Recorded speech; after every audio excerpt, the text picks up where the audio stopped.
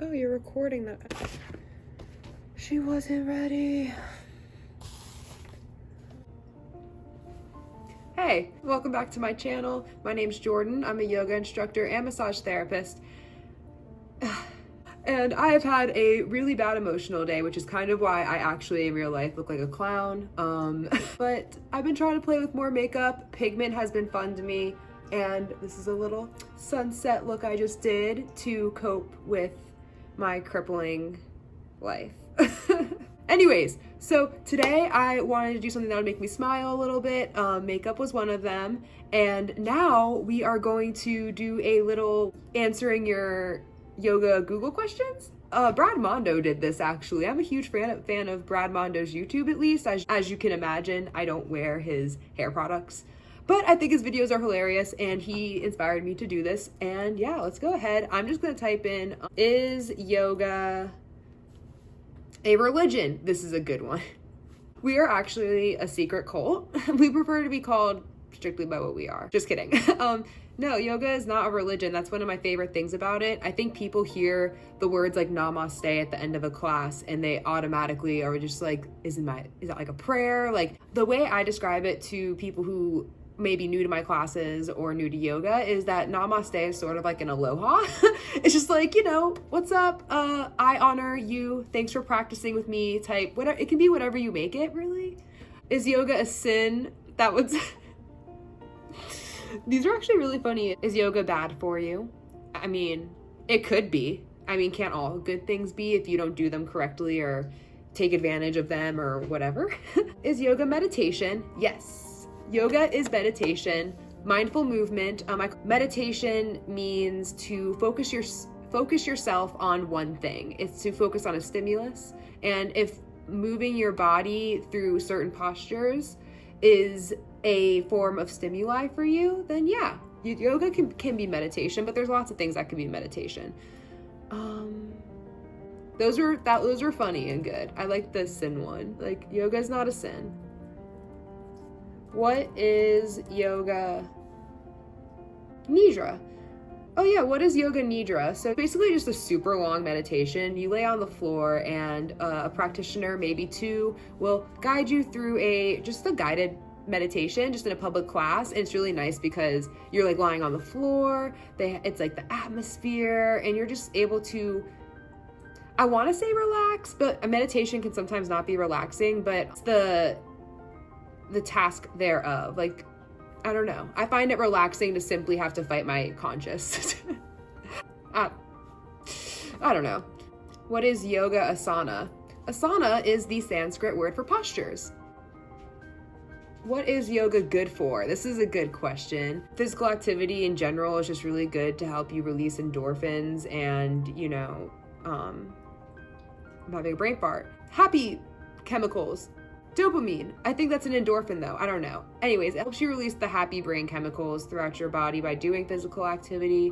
Like I said earlier, it's a place for you to be mindful, so really great for mental health. It's really great for circulation throughout the body, to have your body sit in certain postures and to release connective tissue and fascia, as well as the muscle bellies themselves, the lymphatic system. And honestly, that's actually one I can 110% attest to. Once I started practicing and teaching every day, even though most of my classes, I touch a lot of my students, like physically with assists and as well as during Shavasana, I don't get sick a lot. So it's really good for your lymphatic system. All that, I don't know. I could go on forever, but that's for another video. Let's keep going. How yoga should be done.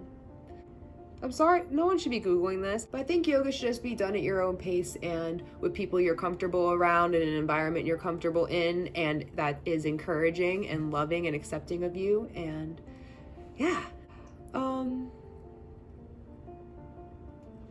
Yeah, and then how yoga reduces stress and helps with anxiety, changes your brain. I think by committing yourself to something, I think in long term, when you commit yourself to a practice of, you know, if it's art or whatever it may be, but with the yoga specifically, committing yourself to your yoga practice really creates this sort of sense of empowerment within you. It creates this sort of sense of commitment and dedication and pride. And I think that's all really important for your mental health. Not only is it important for us to get the right chemicals firing, but I think it's the productivity that we exhibit in our everyday life, so that when we're all lying on our deathbeds, we're not sitting here questioning if our life was wasteful. We can at least say that we mastered or took the time to master and dedicate something that's beyond ourselves and beyond other people as well, just to experience it itself. Okay.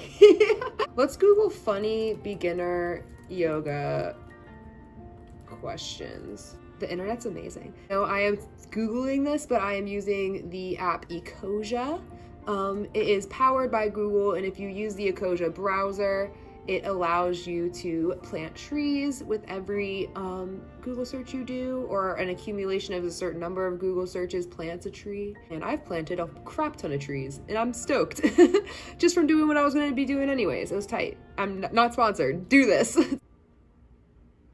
I can't get my mind to shut off during meditations. What can I do? This is really important to talk about, because I've had people who, like, of course they would come up to me at the beginning of class and be like, hey, listen, like, I'm physically unable to participate all the way through class, so if I leave, like, it's not you, and that's, like, totally understandable. I'm just happy they're there. But then comes the people who leave simply just because they don't want to be in shavasana or to lay down and be quiet for a moment. And I can understand how that can be really intimidating. I understand how dark thoughts can be, and how being alone with those thoughts can be incredibly scary and, like, uncomfortable. And, you know, it's just like this when is it gonna end type feeling, and you feel like you almost have to be there. I think it's one part about yoga is that it's important to push your boundaries. Like, you'll never advance in your yoga practice if you do not step outside your comfort zone at literally some point in time. I think that's what a lot of yoga and, like, life is about, is stepping outside of your comfort zone. I guess my best advice I can give to people who can't shut their minds off during meditation is to think of something. I try to picture, like, I know for everyone this might be different, so I'm going to list a few examples. To picture yourself somewhere and to, like, play with your imagination, and if you can't see the imagery, like, feel the imagery, like, hear the sounds of the ocean if you want to picture yourself on the beach, or feel the wind as you're sitting on top of a mountain. Like, try you come back to your five senses, try to picture yourself somewhere where you want to be. I think it really is what you make it. And if you're sitting there saying, I'm uncomfortable, I'm stressed, this is making me think things I don't want to think and things I wanted to not think about, and that's why I came here in the first place, I think it's just allowing those thoughts to happen and then just simply letting them go. I physically do that by inhaling the thought. I tell myself, I just breathe it in and I say, word, don't really want to think about what I have to get at the grocery store after this. And then I just let it out. And then I go back to hearing the waves or feeling the wind on my skin, or just in nothing, just feeling space around me itself, or counting my breath. There's so many ways that you can distract the brain. And I think that's the most important part of meditation, is simply learning how to trick your brain and how to calm the brain, especially in such a stimulating world like this now. I started my period. Should I still go to a yoga class?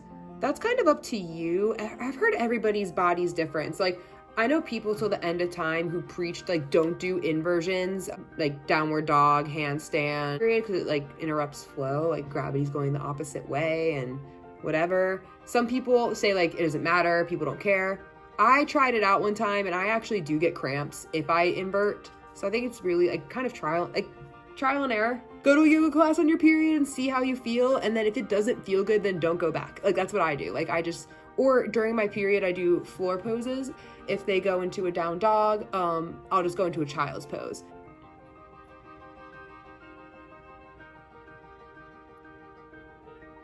I think I'm gonna stop there, but I hope that was fun. For me, it was nice. I needed to talk about something happy like yoga, and I feel a lot better now. Like, I felt pretty after my makeup was done, but now I'm sitting here looking at myself in the mirror behind you, and I'm just like, I have to take all this off. Oh, but that highlight though.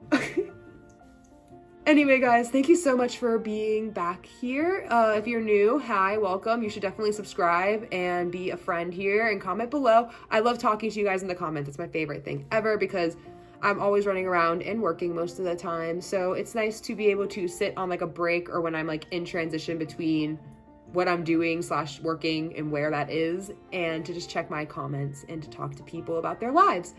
Hope you guys have a great rest of your weekend, and I will see you in the next one.